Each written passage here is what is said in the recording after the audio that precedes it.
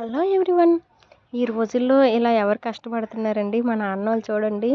ఇప్పుడు ఎందుకంటే అన్ని మిషన్స్ వచ్చేసాయి కదా! ధాన్యం కూడా అలా మిషన్స్‌తోనే పెట్టేస్తున్నారు. మా నాన్న వాళ్ళు ఎందుకు ఇలా చేస్తున్నారంటే, గడ్డి గురించండి. గడ్డి ఆవులు, ఎద్దులకి ఉన్నాయి కదా! అలా అని చెప్పైతే మా నాన్న వాళ్ళు ఇలా చేస్తున్నారు. వీళ్ళు కూడా అంతా పెట్టేశారు. కొంచెం పొలములో సేననమాట ఇలా చేస్తున్నారు. మా పిల్లలు చూడండి ఎద్దుల బండి ఆళ్ళకి భలే ఎంజాయ్ చేస్తున్నారు. ఇలా ఫస్ట్ రోజనమాట ఇదివరకైతే కుప్పలు పెట్టేవాళ్ళండి చేను తీసుకొచ్చి. ఇప్పుడైతే అంత ఓపిక లేదండి వాళ్ళకి కూడాని. ఎప్పుడు చేను అప్పుడే ఒక 2, 3 బళ్ళు తెచ్చుకొని ఇలా ఎద్దులతో తొక్కించుకుంటున్నారు. ఇగో మార్నింగ్ అండి ఇది. మార్నింగ్ ఇలా తొక్కిస్తున్నారు. ఇంకా ఇది అయిపోయినాక మళ్ళీ అంతా క్లీన్ చేసి మళ్ళీ తీసుకొస్తారు చేను అలా.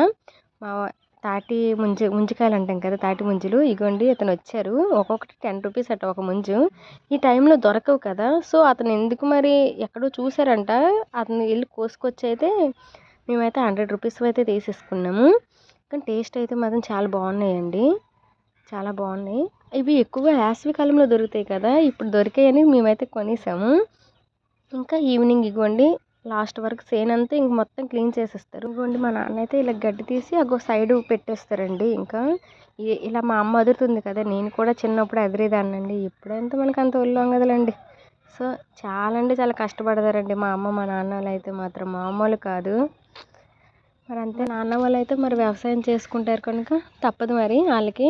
నేను కష్టపడకూడదని నాకు ఒక ఎంప్లాయీస్కి ఇచ్చి అయితే పెళ్లి చేసేసారు. నేనైతే ఇంకా ఈరోజు ఈవినింగ్ మా స్నాక్స్గా పానీపూరి ప్రిపేర్ చేశానండి. మా నాన్న వాళ్ళకైతే చాట్ ప్రిపేర్ చేసి ఇచ్చాను. వాళ్ళు చాలా హ్యాపీగా తిన్నారు. వాళ్ళు ఎప్పుడు బయట కొనుక్కొని తినరు.